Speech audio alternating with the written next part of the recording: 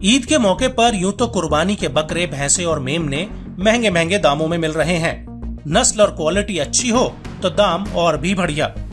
कई जगह तो लोग इनके लिए करोड़ों तक खर्च करने को तैयार हैं। इन दिनों राजस्थान के चुरू जिले के तारानगर का एक मेमना चर्चा में बना हुआ है। ये कोई मामूली भेड़ का बच्चा नहीं है। जिले भर में ये मेमना सुर्खियों में बना हुआ है। यूं तो कोई भी मेमना ज्यादा से ज्यादा 8 से 10 हजार में बिकता है, लेकिन ये भेड़ का बच्चा इतना खास है कि इसकी कीमत कोई हजारों या लाखों में नहीं बल्कि करोड़ों में है। जी हाँ, बिल्कुल सही सुना आपने। इस मेमने के खान पान का भी काफी ख्याल रखा जा रहा है। इसे अनार, पपीता, बिंदौला, बाजरा और हरी सब्जियां खिलाई जा रही हैं। वहीं इसके मालिक राजू सिंह इस मेमने को सीने से लगाकर रखते हैं। अनार है, पपीतो है, ये चीज खाओ, घास फूस खा, थोड़ा बहुत वो भी खा ले। हाँ, अंदर है मकान के अंदर रखो। हाँ।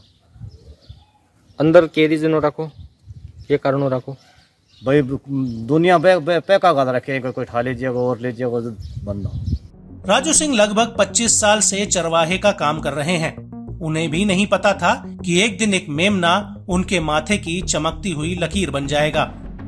इस मेमने के बदले लोग राजू सिंह को 1 करोड़ तक देने को तैयार हैं, लेकिन राजू हैं कि अपने जिगर के टुकड़े को खुद से अलग नहीं करना चाहते। आखिर इसके पीछे क्या कारण है? राजू सिंह की माने तो इस मेमने के पेट पर उर्दू में कुछ लिखा है जिसे वो भी समझ नहीं पाए थे। बाद में पता चला कि मेमने पर नंबर 786 लिखा है और मुस्लिम धर्म में ये नंबर काफी अहमियत रखता है और पाक माना जाता है।